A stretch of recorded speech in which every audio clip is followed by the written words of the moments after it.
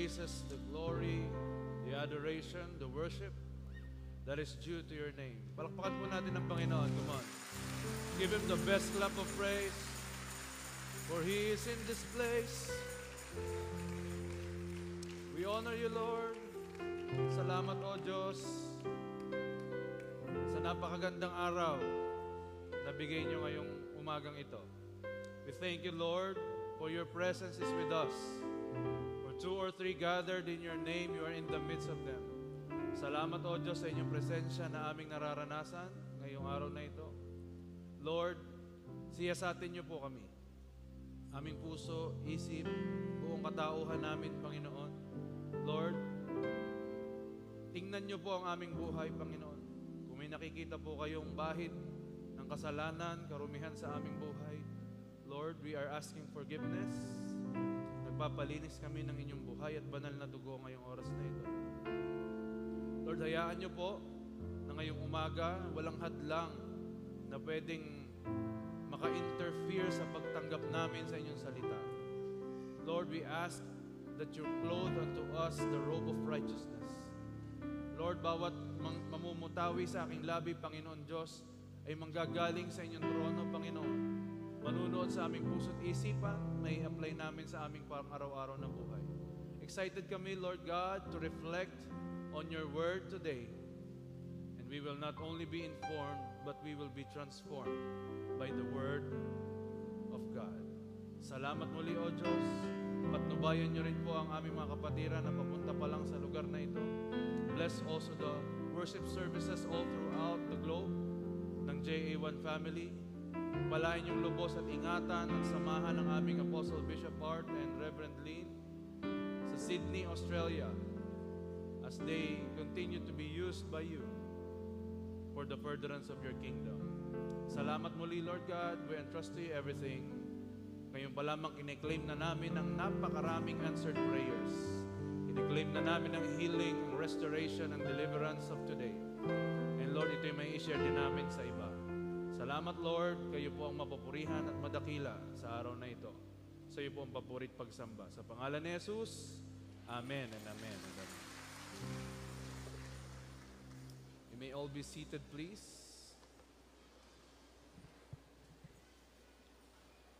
Sama-sama po nating ideklara ang Luke chapter 4, verses 18 to 19. 1, 2, 3, go. Spirit of the Lord is upon me, because He has anointed me to preach the gospel to the poor. He has sent me to heal the brokenhearted, to preach deliverance to the captives and recovery of sight to the blind, to set at liberty them that are bruised, and to proclaim the acceptable year of the Lord. For our God, He is Jesus, the Anointed One. Palakpakan po natin si Lord. Atin din pong ideklara ang ating kultura as JA1 family. 1, 2, 3, go. I am a blessing, I am anointed, I am a deliverer, I am a good follower, I don't destroy, I build, I am not seasonal. I appreciate everyone and everything. I am part of something big. I'm in partnership with Christ, and I am not extreme. Amen. May kisabi mo na sa kaliwat kanan mo, partner, ang ganda-ganda mo ngayon. Ang gwapo-gwapo mo ngayon. Sana bukas din. Praise God. Sino ho ditong napagtagumpayan niya ang isang linggong bagyo na literal? Amen. May mga tumulo man sa ating mga kisame at bumahaman ng kaunti sa ating paligid, pero tayong mga Pilipino, kilala tayo as resilient people. Lagi tayong bumabangon pagkakatapos ng bagyo. Tama? Okay. Tingnan mo nga yung katabi mo kung yan ay bagong bangon o inaantok pa. Thank you, Lord. Ang atin pong Apostle, Bishop Art, and Reverend Lynn ay nasa Sydney, Australia para po mag-celebrate po ng anniversary ng church natin doon. Ang JA1 Sydney, 2nd year na po nila. At magkakaroon din po sila doon ng conferences about deliverance. Kaya po please include them always in your prayers. Lagi po natin silang isasama sa atin pong mga panalangin. Ang protection at ang pag-iingat at power ni Lord ay laging lumukob sa kanila. Sino po excited today? Praise God. So, ang ating po pag-uusapan ngayong umaga ay continuation po ng aking topic the last time. Ito po ay medyo teaching type po ito. Kaya I hope that you would bear with me. Ilabas nyo na ang inyong mga panulat at ang inyong mga papel. Kung kayo man po electronic ang inyong gamit, ay inyo pong ililista o take pictures of our slides. Kasi po ito po ay, kumbaga ay hindi ito spiritual milk. Ang ating iinumin o kakainin ngayon ay spiritual meat. So I pray and hope na ito po ay matanim ng malalim sa ating puso. Amen? Ang title po ng ating pag-uusapan is Coming Soon Part 2. This is about the rapture and the tribulation. Darating po ang time na tayo po ililisan sa mundong ito at pinag-usapan po natin last time na si Jesus Christ. Muli po siyang babalik dito para kunin ang kanyang bayan, ang mga nanampalataya sa Kanya, ang mga nagkaroon ng tamang relasyon sa Diyos, hindi religion, kundi tamang relasyon. Yun po ang babalikan ni Lord at sasabihin ni Lord, halina kayo. Tapos na ang inyong mga pagdurusa dyan sa lupa, dito na kayo sa piling ko forever and ever. At sino ho excited doon? Let us just look at the timeline on where we are now. Pagdating po sa sinasabi nating rapture and tribulation. Rapture is all about taken away. Ang ibig sabihin po ng rapture ay kinuha ng bigla. Okay? At napag-aralan po natin last time, pag sinabing bigla, hindi ang darating ang Panginoon na parang magnanakaw. Walang nakakaalam kung anong oras, anong araw at anong taon. Basta bigla na lamang, nasa kalagitnaan tayo ng ating ginagawa, kumakain ng pananghalian o ng hapunan, biglang darating ang Panginoon at sa isang iglap, we will be raptured or taken away. Kung loloobin ng Diyos na buhay pa tayo noon, we will be raptured and taken away sa Kanyang piling, sa alapaap. At ang tribulation naman, ito po ang mangyayari right after the rapture, magaganap po sa buong mundo during the time. So, titingnan po natin ang timeline. The death of Jesus. Alam po natin, tapos na po ba ito? Yes or no? Parang kakaunti pa nag-yes. Parang nag-iintay pa kayo ng pangalawang death. Tapos na po ba ito? Pangalawa, resurrection of Jesus. Tapos na ho ba ang resurrection? Amen. Ascension of Jesus. Siya ba'y nakaakyat na doon sa piling ng Diyos? Ang pang-apat po is the church age. Mula po nung umakyat ang Panginoong Jesus, nagkaroon na po at nag-umpisa na ang church age. Tapos na po ba ito? Or ongoing pa? Correct. Nandito pa po tayo. We are here in the church age. At pagkatapos po ng church age, dyan na po papasok ang rapture. And right after that, as I said earlier, papasok po ang tribulation. Tribulation means walang kapantay na pighati. Kung ikaw po'y namimighati na, naranasan mo nang namighati nung mga nakaraang taon, well, sinasabi ko sa iyo, ang tribulation is nothing. What you have experienced is nothing compared to what is going to happen during this time. Sa 1 Thessalonians chapter 4, verse 13, sabi ho dito, mga kapatid, gusto naming malaman nyo ang katotohanan tungkol sa mga namatay na, para hindi kayo magdalamhati gaya ng iba na walang pag-asa. Bakit po may hope? Bakit daw may sinabi ditong pag-asa? Kasi po mabubuhay daw po sila muli, at ang tinutukoy po dyan na ng mga namatay na ay mga born again at mga Kristiyano.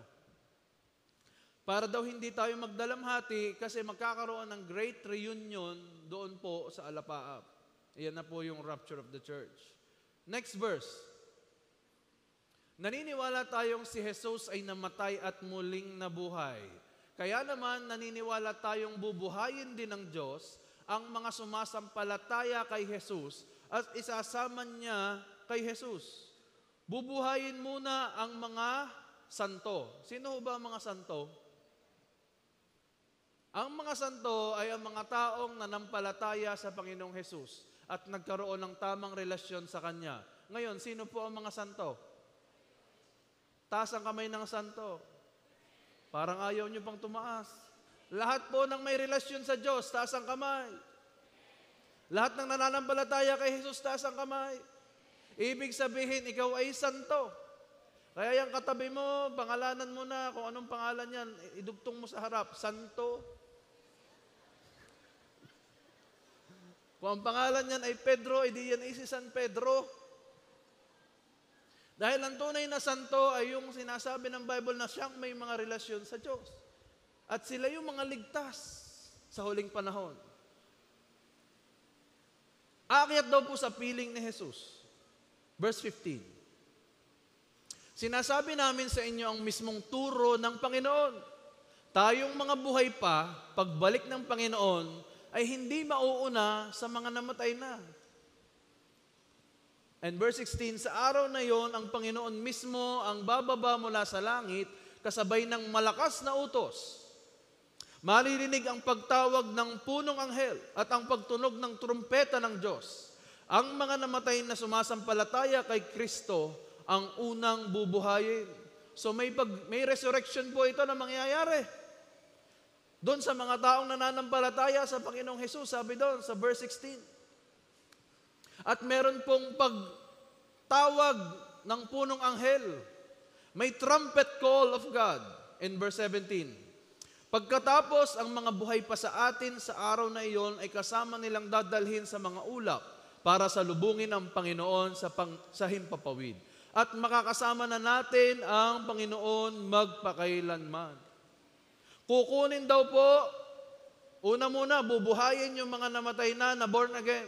Kung may mahal ka sa buhay na born again, at siya'y kinuha na ng Panginoon, sila yung mga mauuna na bubuhayin. At kung ikaw ay loloobin ng Diyos at buhay ka pa, no mga panahong yun, let's say ikaw ay 250 years old na, ay buhay ka pa. Aba, ikaw daw po hindi mauuna doon sa mga nabuhay muli. Kasunod yung mga dadat ng buhay sa panahong yon na aakyat sa piling ng Panginoon. Ang tawag po doon ay rapture of the church. Kaya nga po kung kayo nalulungkot at ang inyong loved ones ay nawala, huwag kayong mag-alala kasi sila hindi totoong namatay. Darating ang time sa grand reunion sa langit, magkikita-kita uli kayo. Dangan nga lamang, kilala nyo isa't isa pero wala na tayong relasyon sa kanila. Mananatili na lang na relasyon ay ang relasyon mo sa Panginoon. Pero kilala mo na yun ay lolo mo, yun ay lola mo. Kaya nga po, verse 18, anong sabi ng verse 18? Kaya nga mga kapatid, pasiglahin ninyo ang isa't isa sa pamamagitan ng aral na ito. Kaya daw ito'y encouragement sa atin eh. Hindi ito dapat maging discouragement, kundi dapat maka-encourage sa atin.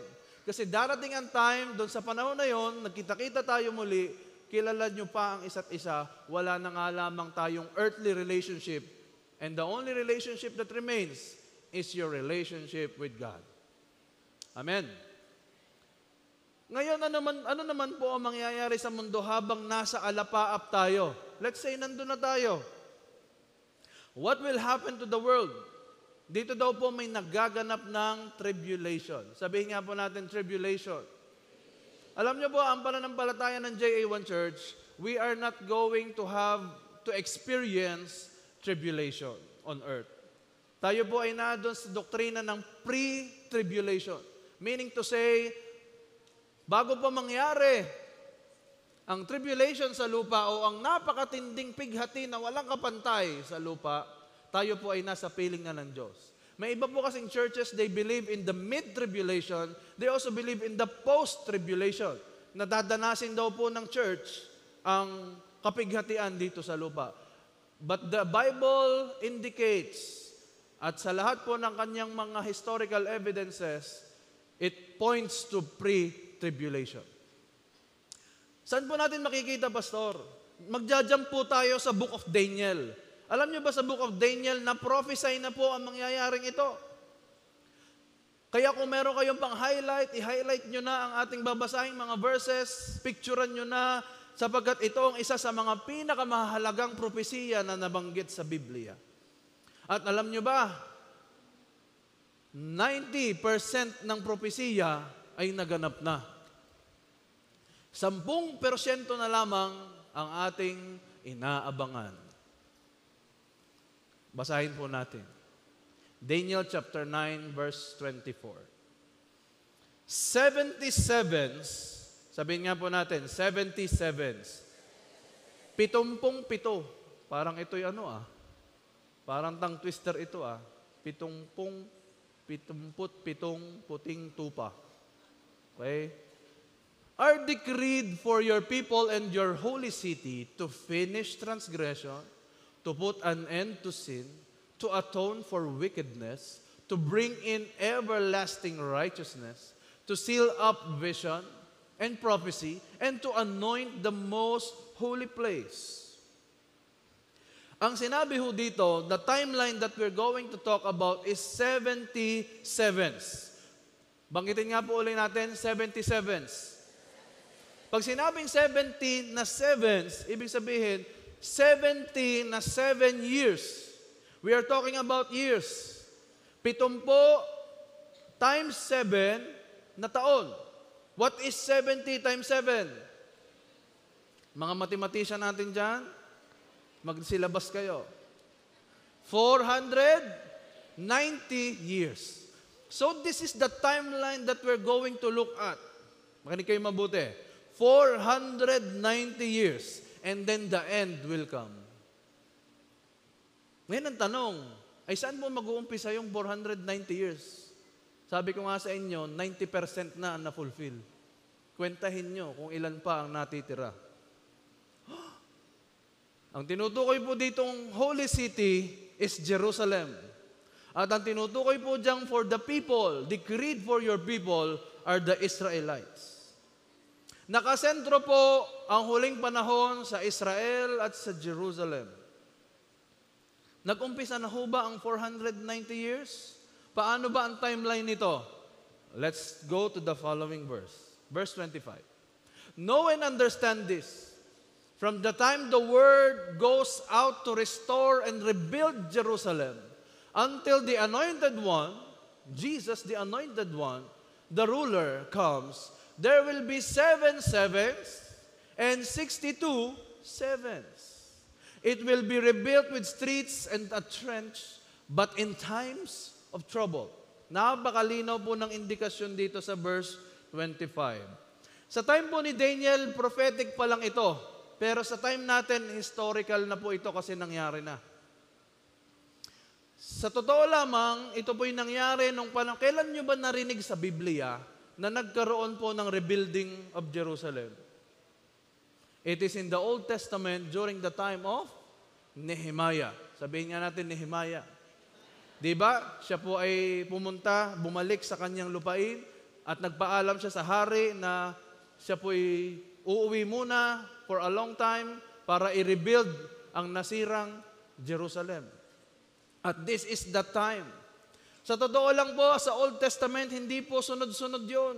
Yung mula Genesis hanggang Malakay, hindi po ito historical, chronological order na sunod-sunod. Sa totoo lang po, ang pinakahuli na mga pangyayari ay naganap sa panahon ni Ezra at ni Nehemiah. Dito ho nahati ang Northern Kingdom ng Israel at nahati ang Southern Kingdom. Naging Israel sa north at Judah sa south. At dahil po sa disobedience, nagkawatak-watak po ang Northern Israel. Hindi pa ho sila nakakabalik hanggang ngayon. Nawawala po ang Northern Israel. Ibig sabihin yung mga tao. Kaya po ngayon, kung mapapansin ninyo, may maraming Hudyo sa iba-ibang mundo. Merong German Jews, merong Russian na Jews, merong Ethiopian na Jew, merong Mountain Jew.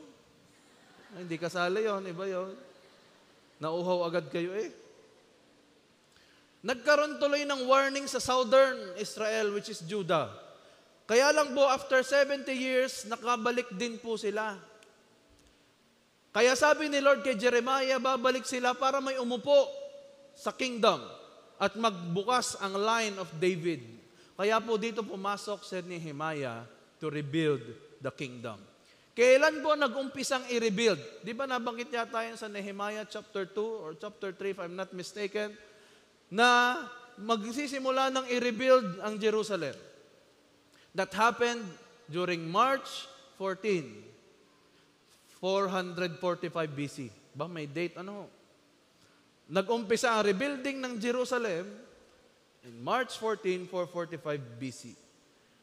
May binanggit kanina na 7 sevens at 62 na 7. Ano ba ang meron sa 7 na sevens? Nakabukod pa ho yun eh. Mahalaga po ito. Kasi ho, alam natin, gaano katagal na rebuild ang wall? 52 days. Napakabilis. Pero hindi nyo alam, kailangan bang i-rebuild ang mga daan, ang mga building, ang lahat na nasa paligid. At natapos lang po iyon sa 7 sevens, which is 49 years. Na kumpleto ang rebuilding ng Jerusalem. I'm not talking about the wall only. Kasama lahat ng daan, ang mga building and everything, ang kabuuan po ay 49 years. Sabihin nga po natin, 49 years. Nandiyan pa ho ba tayo? Makinig po kayo mabuti dahil ito po ay very significant in terms of our future na mangyayari. So yun po yung unang 7, yung binanggit kanina. Ibalik mo nga doon sa verse natin kanina, Daniel chapter 9, verse 25. Nakalagay ho doon yung 7 sevens na mangyayari. Again, natapos na ho yung unang 7, which is that. Ilan na lang ang natitira? 63 na sevens. Ay ano daw yung 62 sevens? May binanggit po dyan. 7 sevens and 62 sevens. Nangyari na din po ba yon? Well, kailan po natin nakita sa Biblia na si Jesus ay naiproklamang siya ang Mesaya?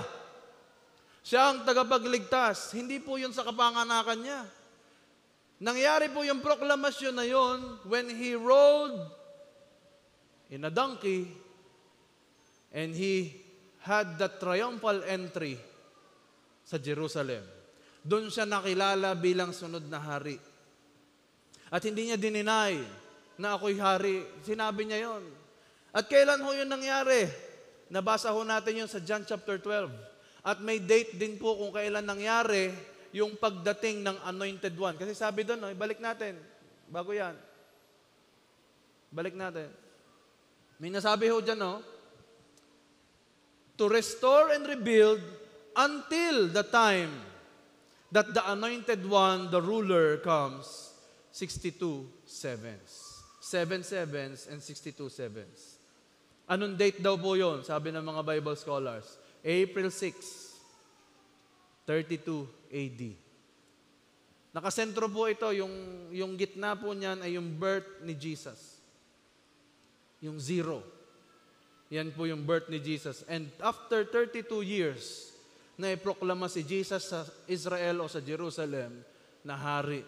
Kaya po nagalit na ang mga Pariseo at nagdesisyon silang ipako na si Jesus kasi dumarami na ang kanyang followers during that time. At kung titingnan po natin ang kalendaryo ng mga Jewish, 360 days lang po ang Jewish calendar. Jewish year, every year is 360 days. Sa atin po, ilang araw ng isang taon? 365. Sa Jewish calendar, it's only 360 days. At kung bibilangin po natin ito from March 14, 445 BC, papunta sa April 6, 32 AD, is exactly 173,880 days or exactly 69 years. Natapos na ho pala ang timeline natin 70 na 7. Ay natapos na ho yung tinatawag po nating 69 sevens. Actually, hindi 69 years yan. Kundi ibig sabihin ay 69 times 7 years. 69 times 7 years has already been fulfilled. Kaya ang iniintay na lang ho natin ay ang huling 7 taon. Ay nasaan ho yung huling 7 taon? Daniel chapter 9 verse 26. After the 62 sevens, the anointed one will be put to death. Mula daw po nung matapos yung triumphal entry ni Lord, siya po ay pinako sa krus and will have nothing. The people of the ruler who will come will destroy the city and the sanctuary. The end will come like a flood. War will continue until the end, and desolations have been decreed. Yun yung binanggit dyan na ruler, kung nababasa niyo yun, the people of the ruler. Hindi po yan ruler na capital R which corresponds to the Lord. Yan po yung small letter R, yan na po yung Antichrist. Yan na yung Antikristo. At yung verse 26 onwards, ay yan na po yung tribulation, may war, desolations, yan na po yung great suffering. Na-fulfill na po yung 69 na sevens. Isang 7 na lang po ang natitira. Ay kailan ho nag-umpisa yon? Ay kung kukwentahin ho natin, hindi ka ho tapos na yung huling 7? Malayo na ho tayo ngayon. Kailan ba namatay si Jesus? 2,000 years ago. So dapat nag-umpisa na yung huling 7. May kausap pa ba ako dito? Sabi mo nga sa katabi mo, gising ka pa ga. Galaw-galaw naman. Ibig sabihin, ang mundo daw po pala ay 7 years na lang. Oh? Bakit nung namatay si Jesus, tuloy pa ang mundo? Kung 7 years na lang pala, mali ba ang Biblia? Nasaan yung huling 7? The last 7 will be the great tribulation. Ay bakit mo ganon? Revelation chapter 4 to 19, 7 years lang po ang haba noon. Majority ng book of Revelation is all about the great tribulation. At take note, 7 taon lang po yun. Ay kailan po ang simula ng tribulation? Sino dito ang mahilig sa TV? O yung iba ay hindi na nila inabot ang telebisyon.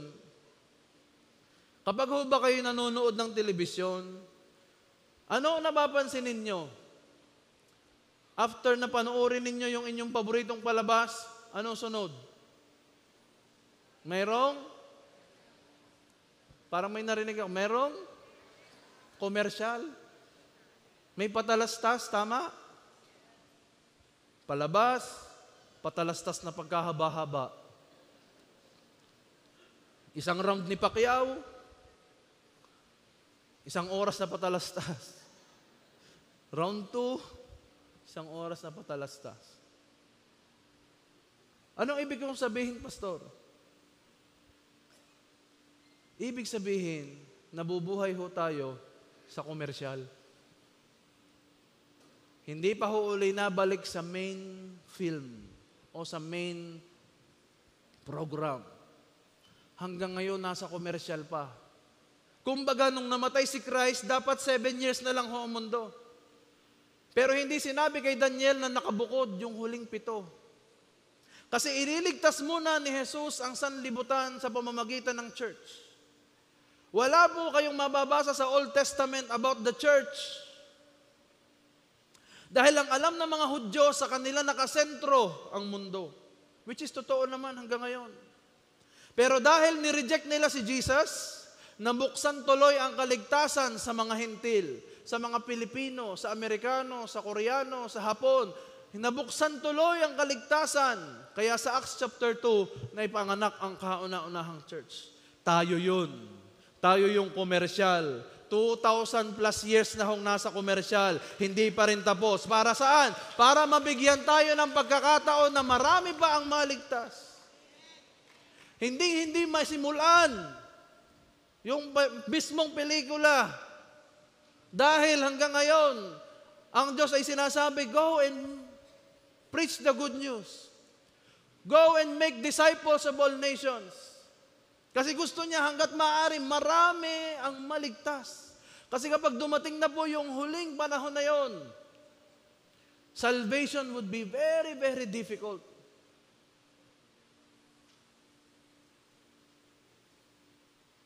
Ang Israel po ay laging nire-reject si Lord kung sino-sino ang minamahal. Para yung katabi mo, kung sino-sino yata ang minamahal niya. Sabihin mo sa katabi mo, mapagmahal ka ba? Mahalin mo si Lord. Dapat ang Israel po ang bride of Christ. Pero dahil sa kanilang disobedience, sino na ho ang bride of Christ? The bride of Christ is the church. Ikaw at ako. Dahil ayaw ng Israel kay Jesus, sabi ni Lord, abay, kung ayaw nyo sa akin, well, hindi ko ipipilit ang sarili ko sa inyo. Kaya sabi niya sa mga disipulo, lumabas kayo ng Judea at Samaria at i-preach ninyo ang aking mga salita. Kaya tayo naabot ng kanyang salita. Dahil sa disobedience ng Israel. Kaya gusto kong sabihin sa iyo, may pag-asa pa ang mahal mo sa buhay. May pag-asa pa ang kaklase mo, ang katrabaho mo. Sa Romans chapter 9, sinabi ho ni Pablo, hindi pa po tapos si Lord sa Israel. Dahil pag wala na ang church, saka pa lang uli pwedeng pukusan ni Lord ang Israel.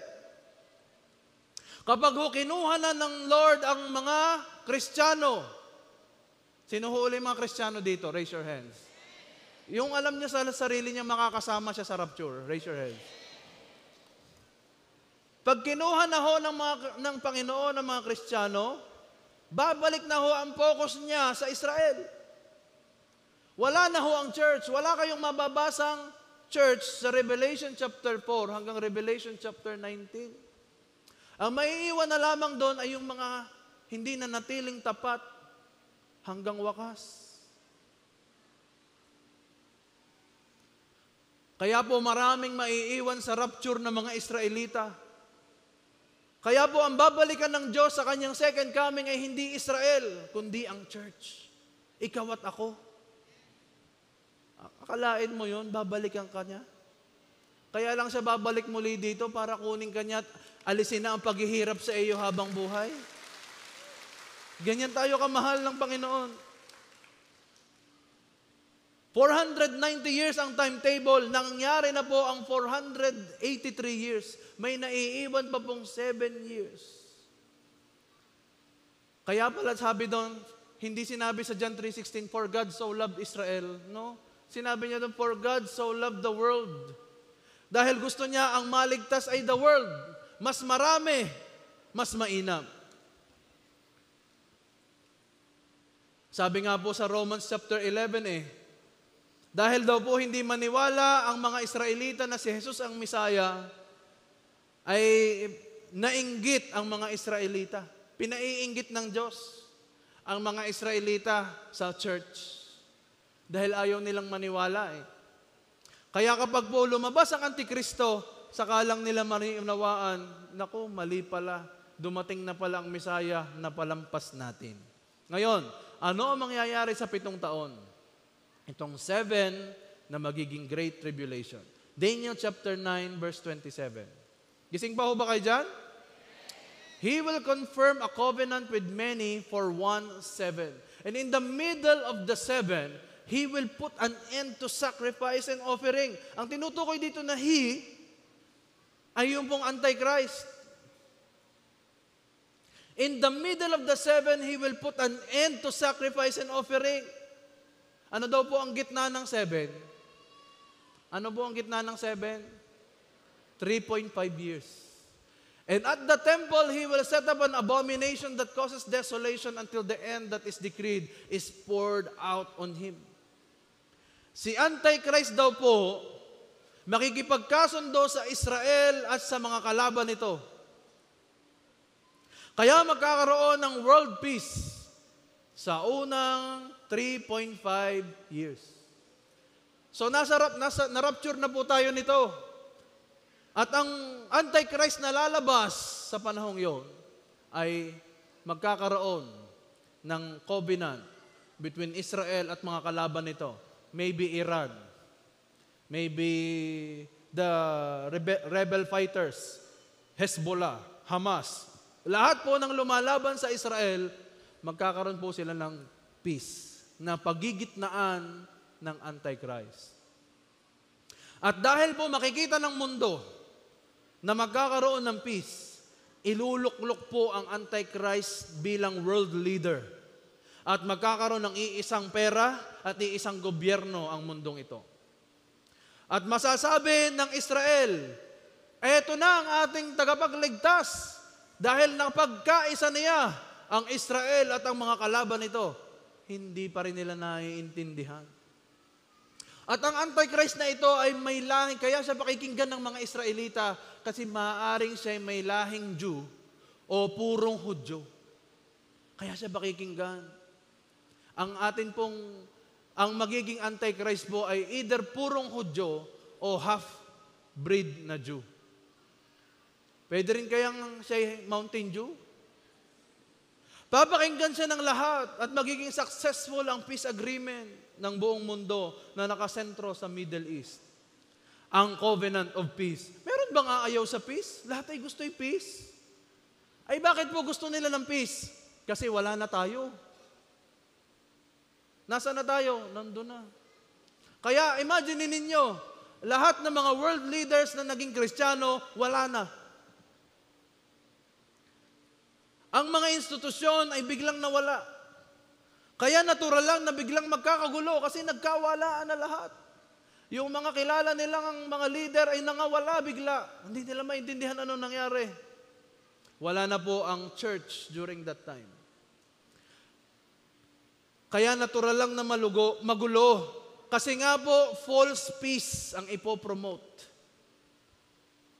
Pero pagdating daw ng middle of the 7, magkakaroon na po ng napakatinding pighati. After the 3.5 years of peace, the next 3.5 years, they will have grabing paghihirap. Lalabas na ho ang tunay na kulay ng Antichrist na hindi talaga siya for peace. Yung tradition po ng Israel, yung sinabi dyan, putting an end to the sacrifice and offering. Hanggang ngayon po, nagsasacrifice and offering pa ho ang mga Israelita sa temple. Hanggang ngayon. Mula Old Testament, mula panahon ni Abraham, hanggang ngayon, nag-aalay ho sila. At ito ang ipapatigil ng Antichrist. Tigil na yan, pag-aalay na yan sa templo. Dito ho natin makikita ang kanyang gagawin na hindi magaganda. At sinasabi po na ang pagtatayo ng huling templo nag-uumpisa na. Hindi ho natin nakikita, pero maaaring ito ang pagsimula ng malaking gulo. Kaya ho kapag tumatayo na ang templo ng Israel, the third temple, ito ho ay nakapaloob doon sa moske ng Islam. At pag giniba na ho ang moske ng Islam, napakalaking gulo. Biglang tatayo ang templo. At dito palang magkakaroon, sasabihin ng Antichrist, magkasundo na kayo. Huwag nyo nang pag-away-awayan yan. At magkakasundo, ibig sabihin, yun na po ang huling panahon. Kaya ho yung mababasa natin sa Matthew chapter 24 na mga kapighatian, hindi ko na ho iisa-isahin dito, mangyayari lamang yon right after the rapture. At tuloy-tuloy na po ito. 3.5 years, diyan na ho magkakaroon ng tatakan ng 666. Diyan na po uusigin ang mga huling mga maiiwan na magsasabing sila ay magpapatuloy sa Panginoon kahit anong mangyari.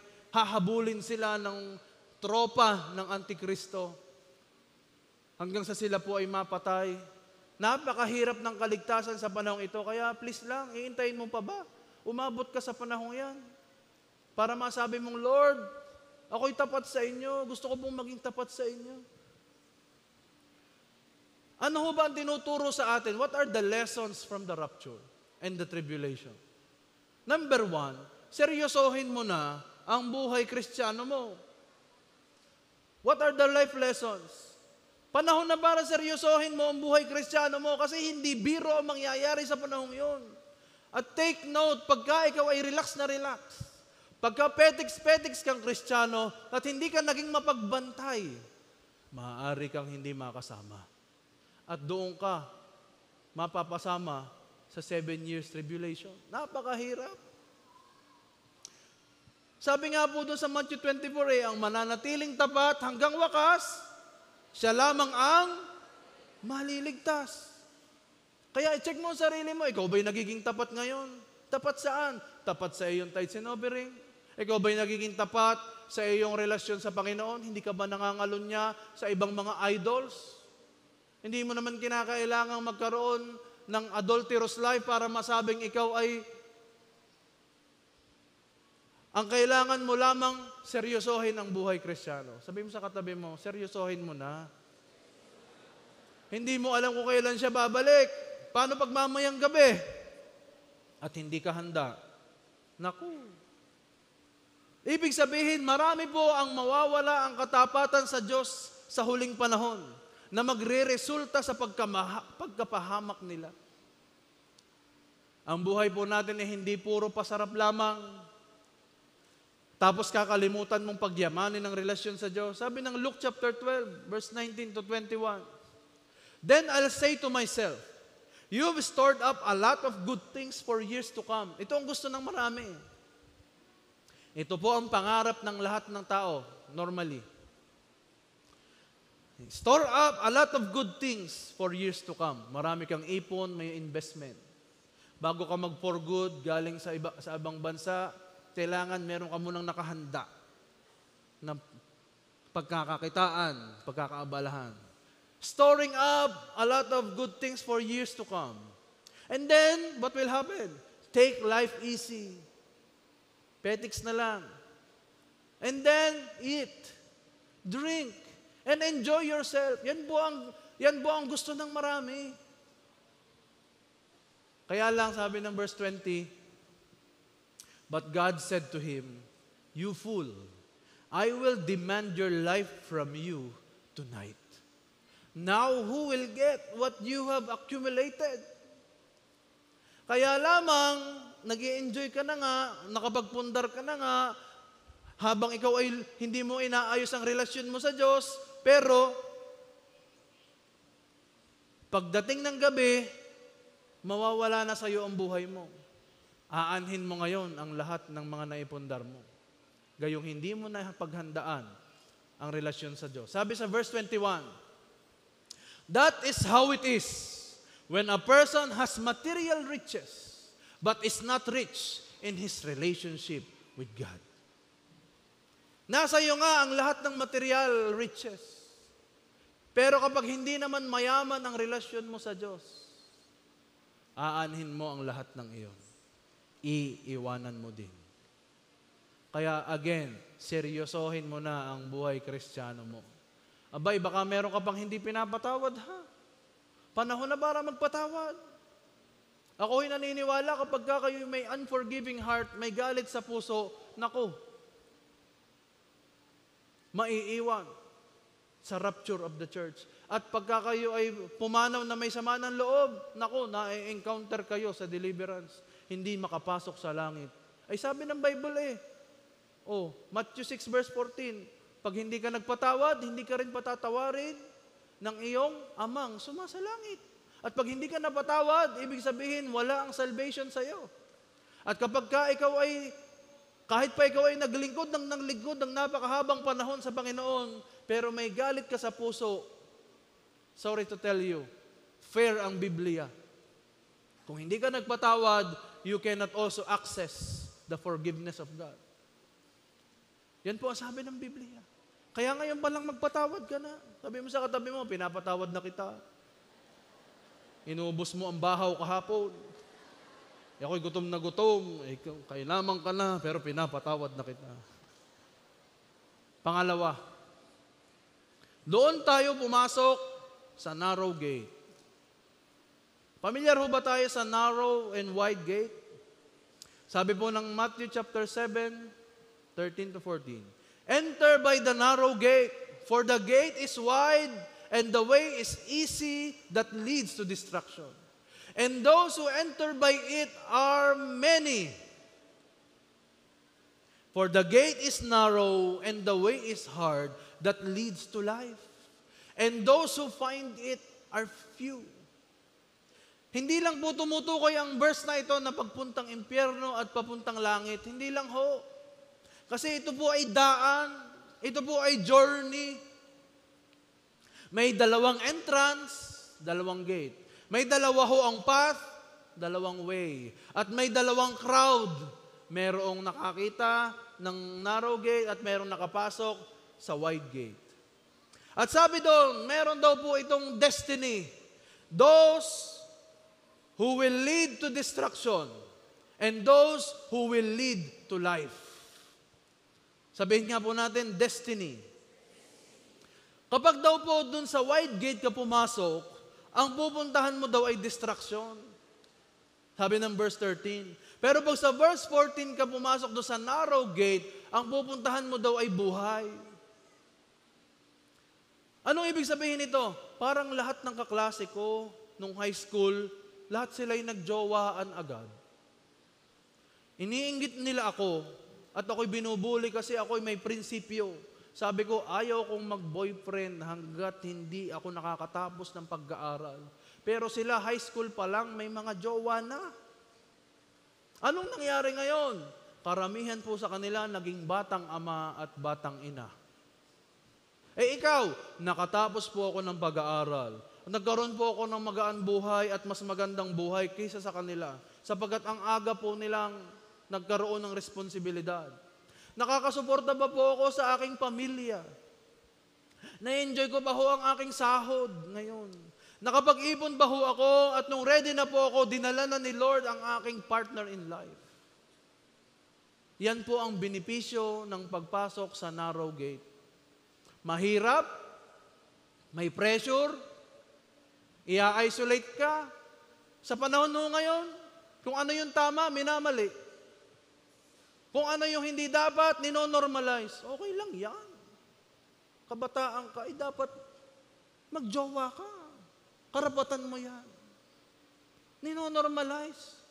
Pero sa totoo lamang, that way leads to destruction. At marami ang pumupunta doon. Yun ang mas madali. Tanungin ko kayo, anong mas madali? Mag-tights o hindi mag-tights?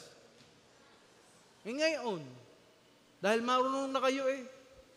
Pero yung uumpisahan ka ngayon, nasabihin sa'yo, give your tithes, bring your tithes. At yung isa, ba't ko ibibigay ang tithes ko? Di ako'y nawalaan. Mas madali po ang hindi mag-tithes kaysa sa mag-tithes sa totoo lang. Ay bakit mo pinipiling mag-tithes kahit nawawalan ka, kahit sabi mo, last budget ko na ho ito eh. Pero ibibigay ko para sa Panginoon dahil alam ko ang protection po ng aking 90% ay nandito sa 10%. Bakit mo ginagawa yon? Kasi alam mo, it leads to life. You are entering the narrow gate.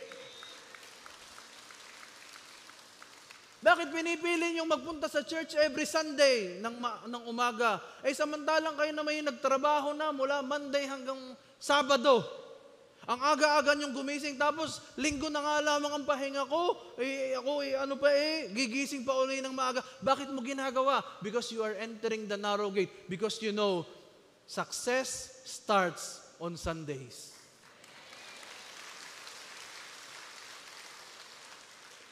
Remember that. Success starts every Sunday. Gusto mo successful ang week mo, start it with the worship kay Lord. Start it with the spiritual food and the following days will be successful. Mahirap nga. Ang sarap-sarap ang mamaluktot, matulog. Pero bakit ka pumasok sa narrow gate? It leads to life.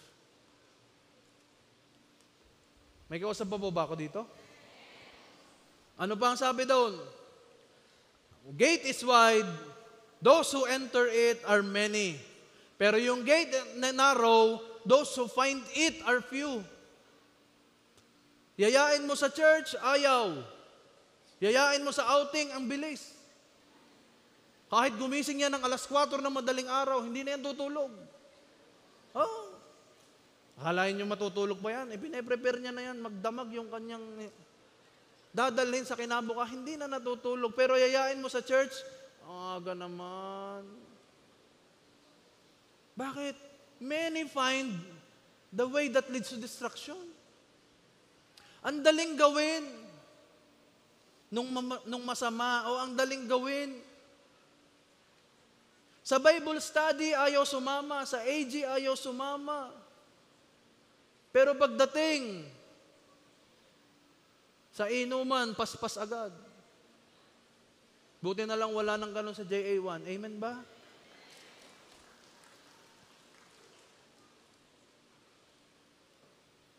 For the gate is wide and the way is easy. For the gate is narrow and the way is hard. Kita nyo ha? Ang daming comparison. Sa narrow gate, hard daw ho.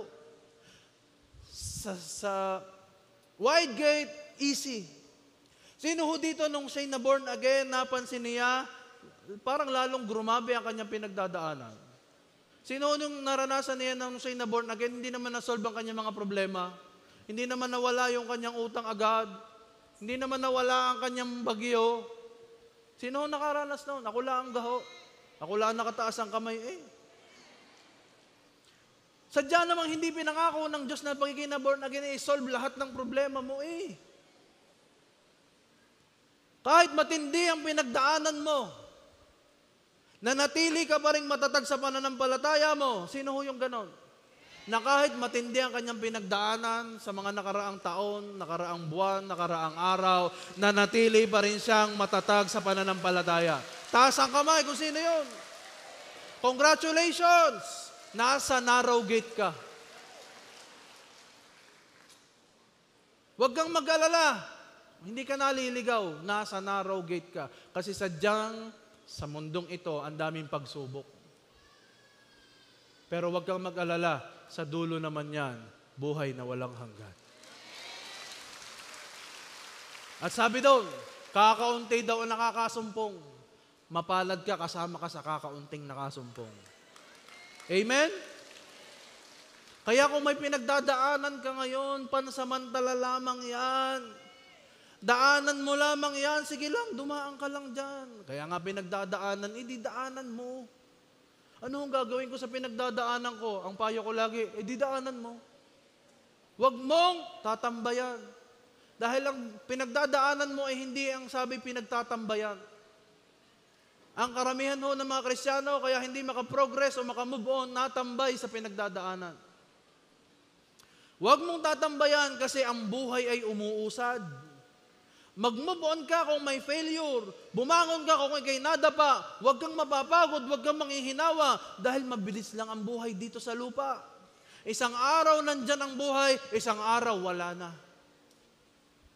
Pagbalik ni Jesus, nako, we will all be eternally reigning with Him in the heavens. Sino excited doon? Yun ang ating blessed hope na magbagamat maraming pagsubok sa mundong ito. Darating ang time, we will be forever with the Lord. John chapter 14 verses 1 to 3. I will end with this. Don't be troubled. Believe in God and believe in me, sabi ni Jesus. My Father's house has many rooms. If that were not true, would I have told you that I'm going to prepare a place for you? If I go to prepare a place for you, I will come again. Then I will bring you into my presence so that you will be where I am. Ang Panginoong Jesus pala sa panahong ito, ipinaghahanda ka na ng iyong kwarto sa langit.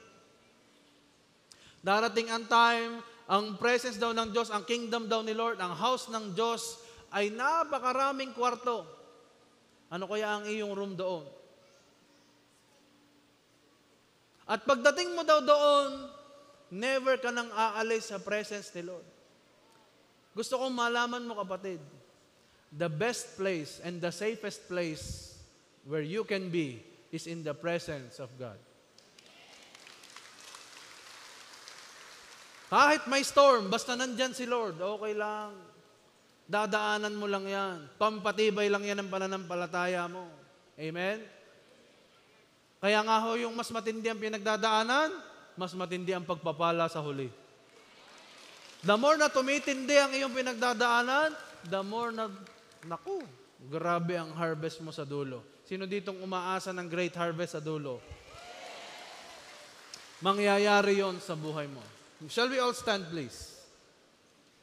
We have learned about the rapture and the tribulation.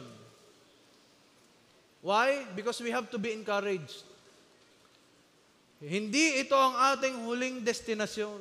Kaya wag mong basta pakaigihin lamang na ihanda ang physical world, ang physical riches, ang physical comfort. Si Jesus nga po tinukso ng physical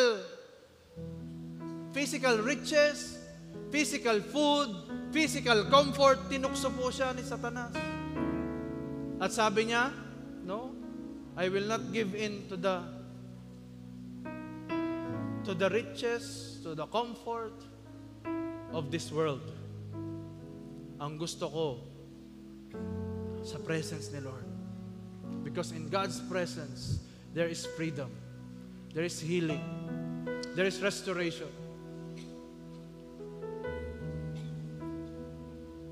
Hindi pinangako ng Diyos na re-resolbahin niya lahat ng problema mo ngayon. Na ang utang mo ibabayaran niya ngayon. Hindi pinangako ng Diyos yun. Hindi rin niya pinangako na ikaw ay mabubuhay na wala ka nang aalalahanin.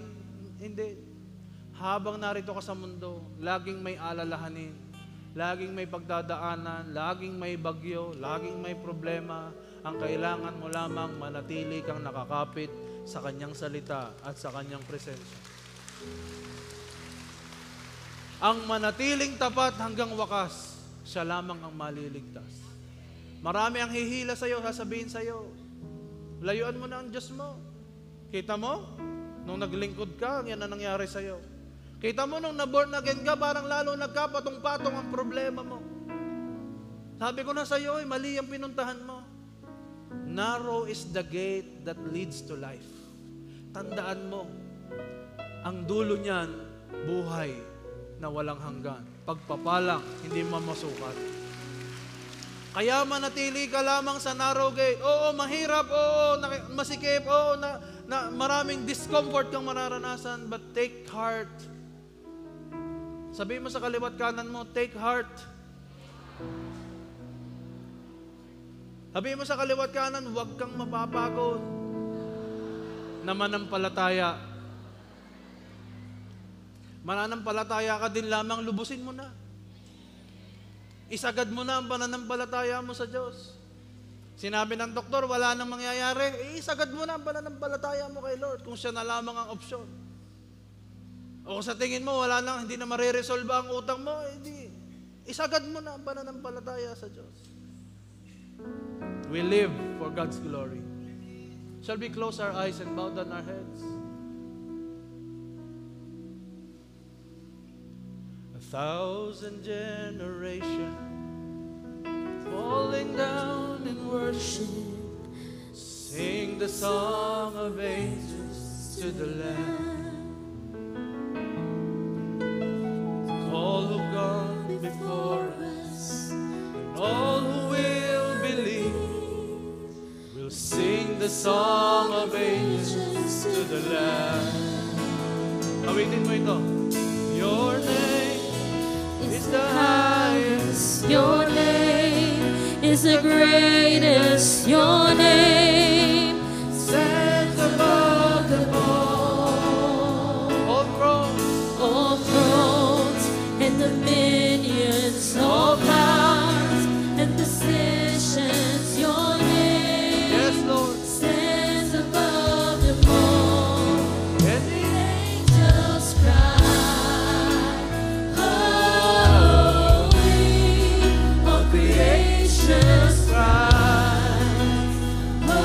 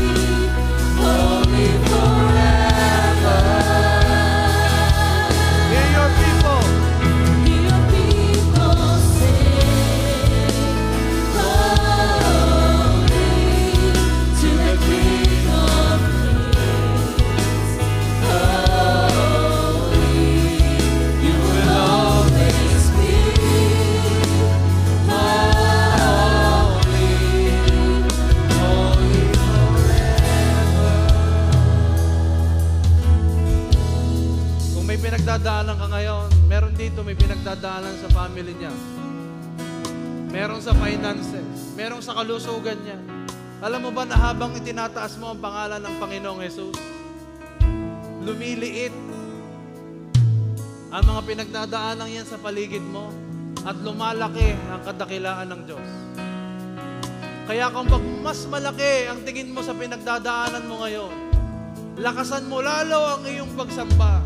Dahil sa iyong pagsamba, natutunaw, gumuguho, nawawala ang mga chains. Kaya sa tuwing umaawit ka sa Kanya, may nangyayari sa espiritual. Praktisin mo ngayon yan. Dakilain mo ang ating Diyos. And the angels. And the angels. Come on. The more na malaki ang pinagdadaanan, the more na mas malakas ang pagsamba. Because you alone, our hope, Lord. Kayo ang aming hope. Hear your people sing. Pakinggan niyo, Lord, ang aming tinig. Yes.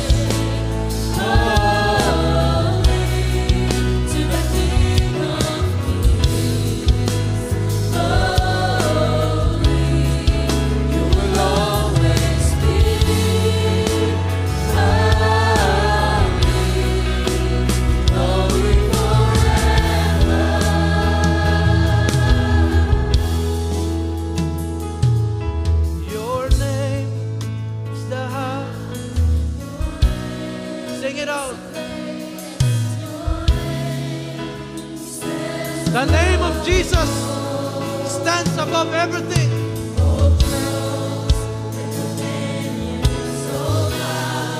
Come on. Your name. Come on, sing. Your name is the highest. Your name is the highest. Your name. Hallelujah.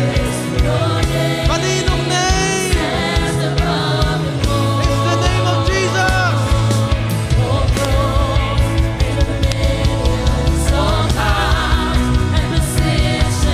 Your name stands above.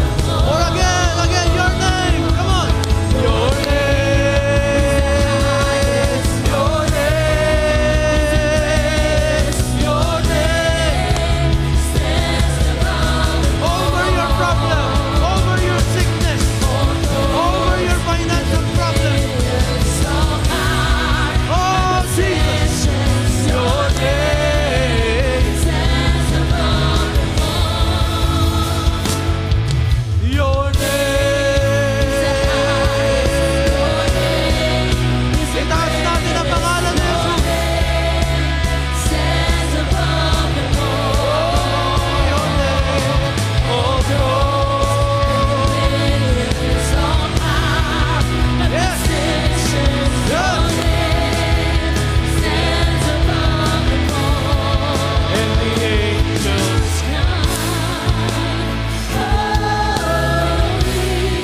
Woo! Worship your King, who is able to do immeasurably more than you can ask for. Woo! Hear your people. Your people sing, holy to the King of Kings. Holy, longest King. Holy,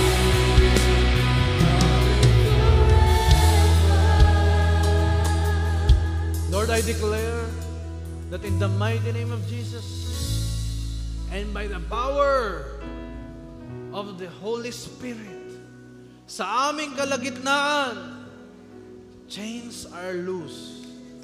Chains are broken. Prison walls are shaken. Prison doors are being opened. Salamat, Lord, binubuksan mo ang bagong pintuan ng pananampalataya upang kami manatiling tapat hanggang wakas. Lord, we declare walang ni isang naririto ngayong oras na ito na mapapatumba ng pagsubok, na mapapatumba ng problema, na may ibabagsak ng sakit karamdaman, na malulubig ng kahirapan. Lahat kami, we stand firm to our faith because your name stands every name. Your name is over poverty. Your name is over sickness. Your name is over every sin and every addiction. Jesus, your name. All thrones and dominions submit to your name, Lord God. Kaya kung anumang idol, kung anumang Diyos-Diyosan meron sa puso't isip namin ngayong oras na ito, pinapatumba ng pangalan ng Panginoong Jesus. Ano mang addiction na pagkatagal-tagal ng panahon na nasa aming puso't isipan, tinutumba ngayon ng pangalan ng Panginoong Jesus. Because your name stands above every name. Kung may pangalan ng aming sakit, cancer man ito, Jesus overcame it all. Ano mang pangalan ng sakit na meron ka, sinabi ng doktor sa'yo, sabihin mo kung anong sakit yan. Sige, high blood pressure, diabetes, ano man ang sinabi ng doktor sa'yo. Sabihin mo rin naman sa sakit na yan. Sige, pakalanan mo yung sakit. Sabihin mo sa sakit na yan na sinabi sa'yo ng doktor. Sabihin mo na sa pangalan ni Jesus, ikaw, nasakit ka. Sabihin mo ang pangalan ng sakit. Luluhod ka sa pangalan ni Jesus. At mula ngayong araw na ito, ako ay pinagaling na ng aking pananampalataya. Come on, with faith, sabihin mo yun. Kausapin mo yung sakit na yan, may pangalan niyang sakit mo. Ay sabi ng Biblia, lahat ng pangalan ay luluhod sa pangalan ni Jesus. Kausapin mo ngayon yan. At sabihin mo sa sakit na yan, lupus. Ano ba? Kidney disease, liver problem, heart problem. Sabihin mo sa kanya, luluhod ka sa pangalan ni Jesus. Kasama yan sa benepisyo ng paglakad mo sa narrow gate kasi ang nilalakaran mo ay buhay. Dahil pinili mo ang mas mahirap na landas, nandiyan ka, hindi ka tumalikod sa Panginoon. Kahit ang dami mong pinagdaanan, you are in the narrow gate. Maging patient ka lamang, marireceive mo ang tunay na buhay na ganap at kasiyasiya. At lastly, walang maiiwan sa rapture of the church. Taas ang kamay, selyuhan na natin ito. Sabihin natin, Panginoong Jesus. Panginoong Jesus. Sige, laksan mo, Panginoong Jesus. Panginoong Jesus. Hindi ako maiiwan Hindi ako maiiwan sa rapture of the church. Sa rapture of the Hindi church. ko mararanasan ang great tribulation Great tribulation. sapagkat ako Sapagkat ako ay aakyat ay aakyat sa alapaap sa sa iyong muling pagbabalik. muling pagbabalik. Makakasama kita Makakasama magpakailan-kailanman kasama ang mga mahal ko sa buhay. mahal ko sa buhay. I receive this in Jesus' name. Jesus' name. Amen. Amen. For the last time, let's declare your name. Your name is the highest. Come on, proclaim. Woo! Your name Is the highest, is your name. in Jesus' name. Is your name. Woo! We receive Stands above them all thrones and dominions, all power. and positions. Your name, Stands above them Jesus, your name. Your name is the highest.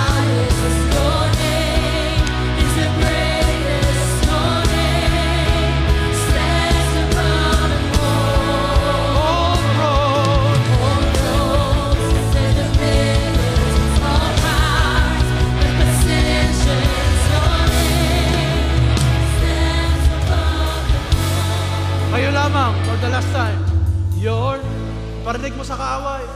Iparinig mo sa sakit. Iparinig mo sa kahirapan. Iparinig mo sa sumpa. Yes, Jesus, your name. All thrones.